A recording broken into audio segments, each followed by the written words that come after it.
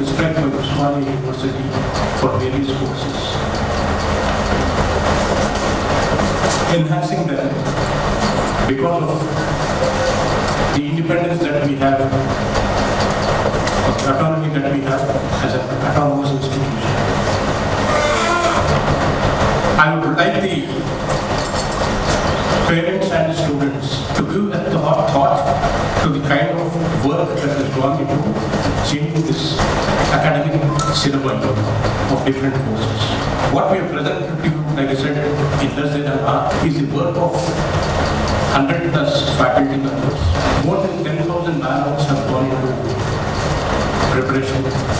And 10,000 man-hours is about 1,250 working days of an individual.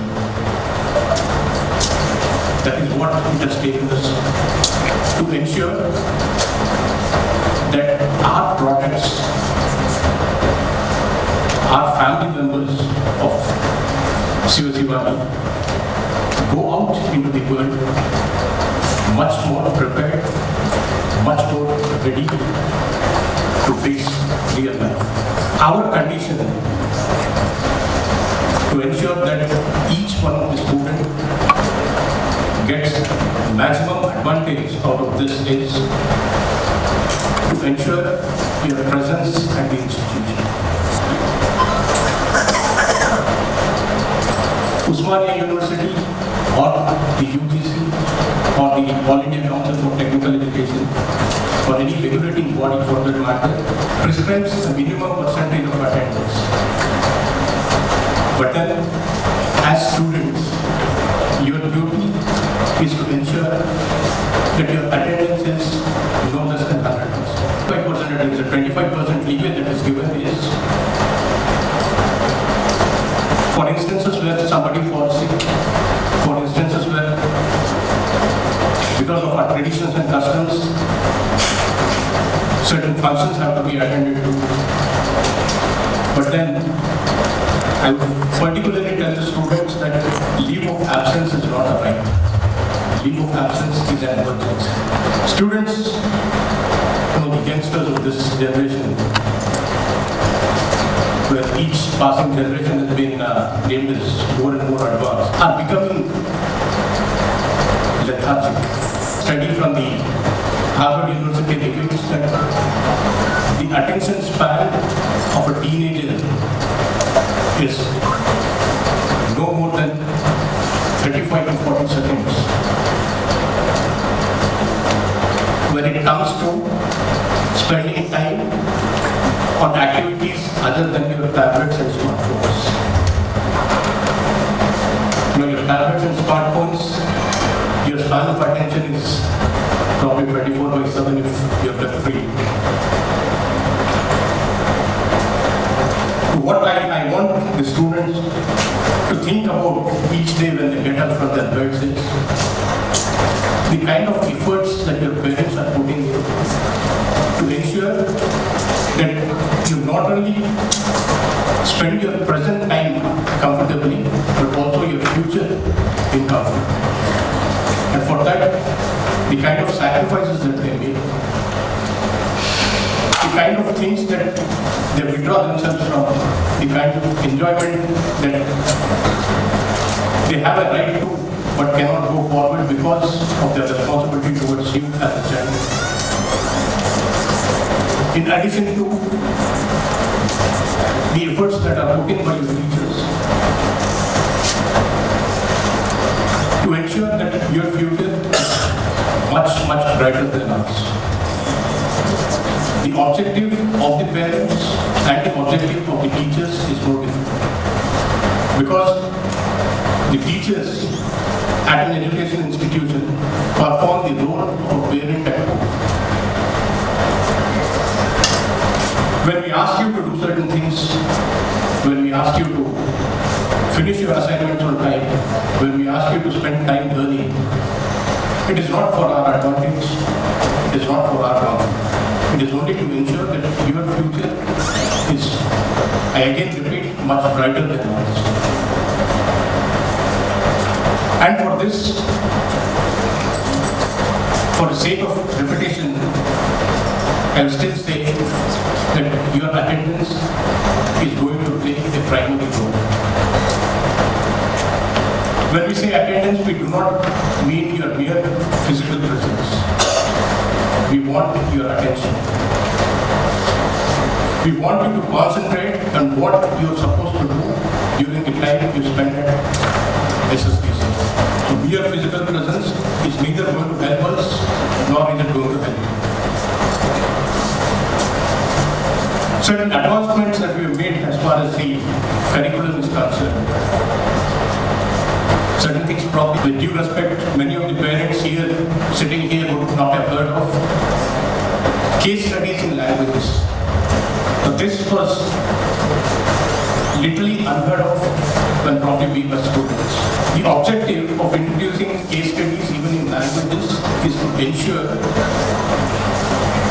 that you learn the language and also learn the practicality of it. For my own example, see, I've had Hindi as my second language when I was at school and also in my undergraduate. But if somebody were to ask me to write something in Hindi today without grammatical errors, then I confess I will not be able to. We don't want you, our future generation, to be in a similar situation. That is the reason why we say that we are introducing case studies in your languages. There have been a lot of murmurs from the first years, encouraged probably by the second and the final year students, saying that who the hell is going to do case studies in languages? What is the use of it? And some of you sitting here, some of you watching us virtually, have been speaking to your seniors, the second years and the final years, saying that you do not understand why are you burdened with these case studies in languages. Why are you burdened with so many practicals? Why are you burdened with so many labs? Much more than what probably your seniors have undergone or undergone. Let me assure you that this exposure, this practicality that we are trying to push you into is going to make your lives much more easier than your immediate seniors. You may not be able to understand it now, you may not be able to appreciate it now, but then as you move forward in life, probably when you come to half my age, you would understand the importance of what we are trying to do. Most of the students, and probably even when we were students, did not understand the purpose of obtaining a degree or a certificate. Because we never thought what it meant. In order to ensure that you do not commit that mistake, I would like to tell you that the piece of paper that you feed your degree to a person whose knowledge should be that of a graduate.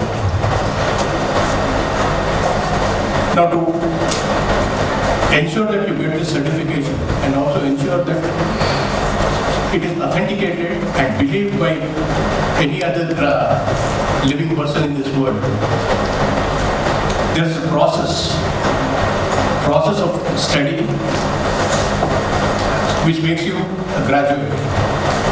But then that process has to be authenticated, tested, to ensure that your knowledge is up to the level of a graduate once you pass this course. And that testing is the various components that we are talking about a couple of minutes ago. Your internal assessment, your continuous assessment, your semester and examinations. All this put together will certify that your knowledge in that particular course is equivalent to that of a graduate, equivalent to any other graduate across the globe. And for that certification to be authentic, to ensure that whatever you learn is useful to you throughout your life, is useful to you in your career progression. We are trying to ensure that you do not sit down at the examinations only by learning by note and working it out on the answer sheet. Our objective of imparting knowledge to you is to ensure that you assimilate this knowledge, you understand what is being taught to you. Only then would be the goal of the institution achieved and your own personal goals achieved. And for this, in addition to attendance, discipline is the second most or equally important ingredient. When we say discipline, what we mean is for every activity that we do, for everything that we do, there is a time, there is a place, there is a method. In fact, each one of us human beings, right from the time that we take birth till we leave this world, there is some sort of discipline attached to us every second that we live. There are certain things which come to us voluntarily. There are certain things which we want to learn. In fact, I would say that the most essential thing to show that we are living is the act of breathing in the oxygen. Now, did anyone teach any one of us how to breathe? How to inhale, how to exhale? To ensure that we live, we've got to breathe. And for the energy that it takes for us to breathe, there's food that has to be taken. When we are able to do this, with an unset condition, why not do things with set conditions? Do certain things which are necessary at the right time, in the right manner, in the right place. Talk to your father or your mother in the same language that you are talking to your friends.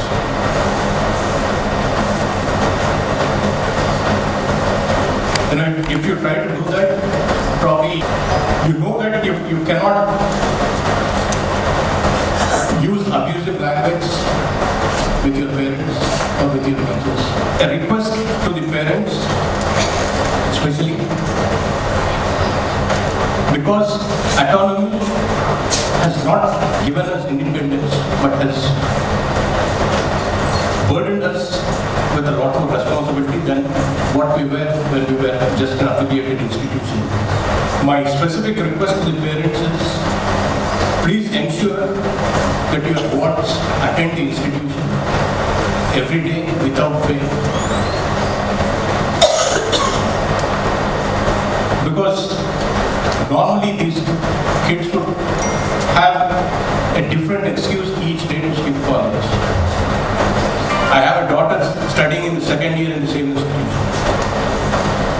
And given a chance, she would come up with an excuse every day of not going, which is, similar normal behavior of kids these days.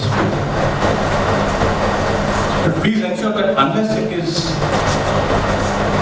necessary, unless it is unavoidable, please do not allow your child to stay back. If your child falls short of even 0.1% of attendance, come what way, he or she will not be allowed to appear at the examination. And the regulations of the UGC, the regulations of the Usmania University, or in any institute of higher learning in this country, in a semester pattern, if a student for any reason does not appear at a particular end semester examination, that student will not be promoted to the next semester. The next year, along with his or her juniors, go through the semester clear and then move on. And the entire course has to be in 5 academic years from the date of initial joining. If a student falls short of his or her attendance, whether it is the first first semester, second, third, fourth, fifth or sixth, he or she will have to repeat the deal. More than 50 students of different years of different programs from appearing at the end-term examinations because the Sivani University rules did not help. And because the parents are here, I would also, would like to put forth our experience with the parents before you. That when the students were stopped from appearing at the examinations, there were parents who went to politicians, there were parents who went to bureaucrats, there were parents who went to other academicians from other institutions. The parents who gone to the Vice Chancellor, to the Registrar, and also the Chief Minister of the state. But then our stand was, it is a rule made by the university and we have no power to interfere with it. So if the university allows the students, we have no opposition. In fact, that was an easy way out for us.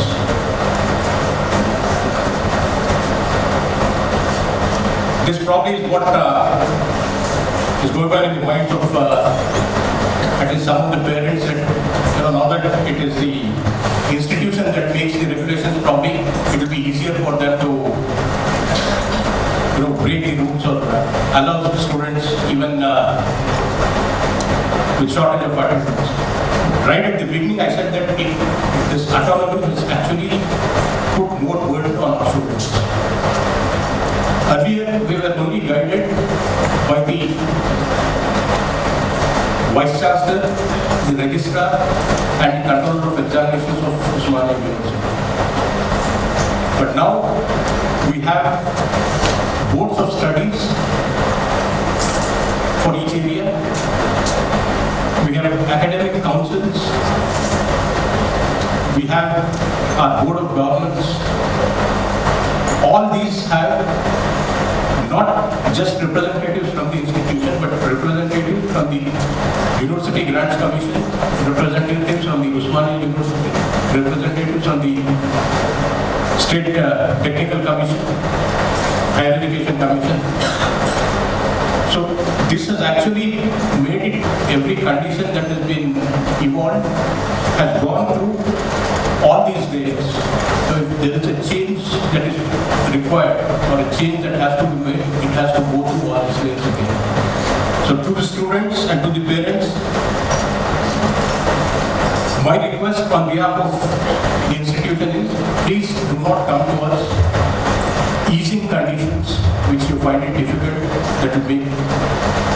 that may hinder your appearance at the end semester examination. Attendance would carry marks, behavior of the student would carry marks, submission of assignments on time would carry marks, performance in group activities would carry marks. It is not that in a group of 5 or 6 students, you have only 1 or 2 performers and the others will piggyback right on those performances. That is not going to happen, because each one of you is going to be evaluated and you will be awarded marks that you truly deserve. In case you find anything amiss as far as the evaluation process is concerned, as far as maintenance of records are concerned, the parents and students can meet the principal at any time of the day in the working hours, and if necessary, can also meet me at the ground floor of this building at any time of the day during the working. We are here to do the very best for your children, and we request utmost cooperation from you, the parents